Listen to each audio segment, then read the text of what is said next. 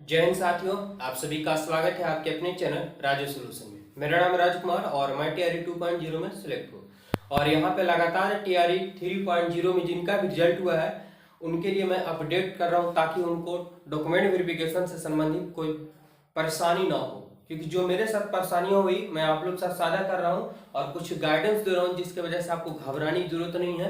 क्योंकि बहुत से यूट्यूबर जो है आपको इधर उधर की बातें बताएंगे, आपके माइंड में इतना टेंशन डाल देंगे कि आप सही से सो नहीं पाएंगे। लेकिन उतना घबराने की जरूरत नहीं होती है। आपका रिजल्ट हुआ है, आप सही कैंडिडेट है तो आपका जॉब होगा, हर हाल में होगा, थोड़ा परेशानी होगा लेकिन होगा।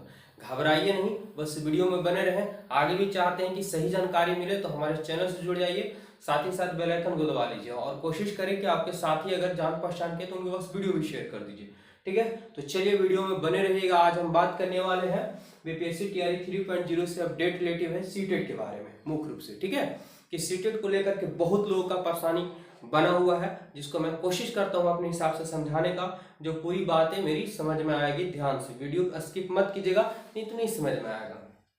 पहला है कि सीटेट फॉर्म भरते समय सर्टिफिकेट नंबर के जगह पे एनए लिख दिए, तो क्या इसमें प्रॉब्लम होगा, क्या परेशानी होगा, क्या डॉक्यूमेंट वेरिफिकेशन होगा कि नहीं होगा। यानी कई प्रकार के लोगों का जो है कमेंट आ रहा है, यहाँ पे शिक्षकों का आ रहा है। तो ध्यान समझिएगा कि जब आप सीटेट का फॉर्म भर रहे थे यानी बीपीएससी का फॉर्म भर रहे थे तो उस समय केवल आपका क्या आया था, मार्कशीट आया था। उस समय डिजी लॉकर पे आपको सर्टिफिकेट नहीं था। ठीक है, अब बनता है कि जब उस समय सर्टिफिकेट आए ही नहीं तो हम सर्टिफिकेट नंबर अपने जगह से क्यों दें, कहां से देंगे, नहीं है ही नहीं। तो सीटेट के फॉर्म भरते समय सर्टिफिकेट नंबर के जगह पे क्या लिख दिए, एनए लिख दिए हैं।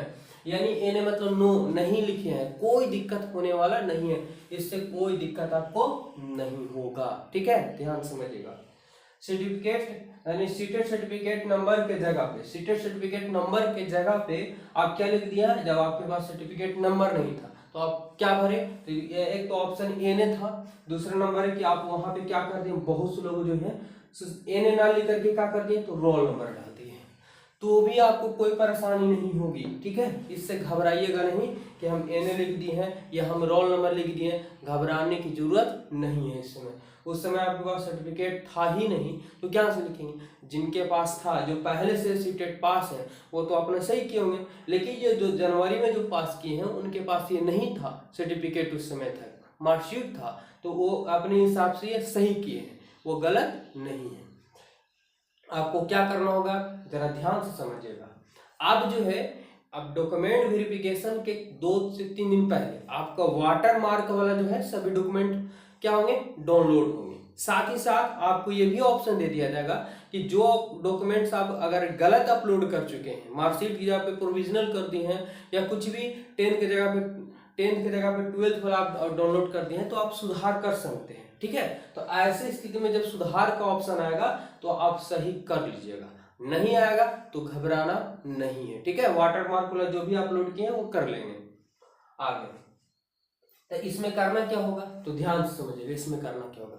जब डॉक्यूमेंट वेरिफिकेशन में जाएंगे तो अब डिजी लॉकर से आप क्या किए होंगे, सर्टिफिकेट भी डाउनलोड कर लिए होंगे, उसको क्या करिए कि एक कलर में, ठीक है, कलर प्रिंट निकाल लीजिएगा जिसमें साफ साफ पता चलता हो। कलर में यही होता है कि पूरी बारीकी से पता चल जाता है। आप एक को क्या करेंगे, कलर निकाल कर उसको लेमिनेशन करवा लीजिएगा और बाकी को कलर में 1-2 रख लीजिएगा सर्टिफिकेट को। और मार्कशीट अपलोड किए हैं, मार्कशीट तो दिक्कत नहीं है, डॉक्यूमेंट वेरिफिकेशन होगा उस समय आप क्या किए हैं, तो आप मार्कशीट लगाए होंगे उस समय, कंफर्म है, तो आप सर्टिफिकेट और मार्कशीट दोनों को डीबी में दे दीजिएगा। एक वाटर मार्क वाला होगा और एक बिना वाटर मार्क वाला होगा, तो भी कोई दिक्कत नहीं है क्योंकि मार्कशीट पहले आया था और सर्टिफिकेट बाद में है, इसलिए उस पर नहीं अपलोड था तो वाटर मार्क नहीं होगा। अगर री अपलोड का ऑप्शन देता है, ठीक है, डॉक्यूमेंट सुधारने का ऑप्शन देता है और मार्कशीट के और सर्टिफिकेट, उस समय आप चेंज कर लेंगे, नहीं आएगा तो भी कोई दिक्कत नहीं है, लेकिन डॉक्यूमेंट वेरिफिकेशन में दोनों को साथ में लगा दीजिएगा। ठीक है, आगे सीटेट अपेयरिंग में, सीटेट अपेयरिंग की कहानी का मतलब क्या होता है, जैसे किन्हीं का होता है कि सेशन चल रहा है, ठीक है, किन्हीं का ऐसे होगा, अभी समझ लीजिए कि जो टीआरई 3 दिए हैं, कुछ लोगों का ऐसा होगा कि कई जगह पे यूनिवर्सिटी थोड़ा सा लेट चलती है। अब होता है कि जैसे ही एडमिशन लिए और एडमिशन लिए तो सीटेट का नियम है कि आप अपेयरिंग में, मतलब उस अवधि में आपको डिग्री कंप्लीट नहीं हुआ उस बीच में ही आप सीटेट का फॉर्म भर सकते हैं और एग्जाम दे सकते हैं और पास भी कर सकते हैं, वो आपको वैलिड माना जाएगा। ठीक है, तो इससे घबराना आपका नहीं है। आप मान लीजिए कहीं से बीएड कर रहे होंगे या कहीं डीएलएड कर रहे होंगे, उसी बीच में आप क्या किए होंगे, एग्जाम दिए थे और सीटेट भी आप पास कर गए। अब नहीं, यानी आपका सीटेट या बीएड का डिग्री के पहले ही आप सीटेट पास कर चुके हैं अपेयरिंग में, तो कोई दिक्कत नहीं है। ये मानता है, सेंट्रल ही मानता है, सरकार ही मानती है कि अपेयरिंग में दे सकते हैं एग्जाम, तो इसे घबराना नहीं है। ठीक है, चलिए आगे सीटेट संबंधित डाउट है। अगर आपको इससे रिलेटिव कोई डाउट है, कोई क्वेश्चन है, तो आप कमेंट करें, हम उसका जवाब देने का प्रयास करेंगे। ठीक है, और चैनल में पहली बार जुड़े हैं तो चैनल को जरूर सब्सक्राइब कीजिए, क्योंकि यहाँ पे जो भी जानकारी दी जाती है वो अनुभव के रूप में जानकारी दी जाती है, कोई फेक नहीं बताते हैं, जो रियलिटी रहता है वही बताते हैं। ठीक है, और आगे भी हिंट्स मिलता रहेगा यहाँ।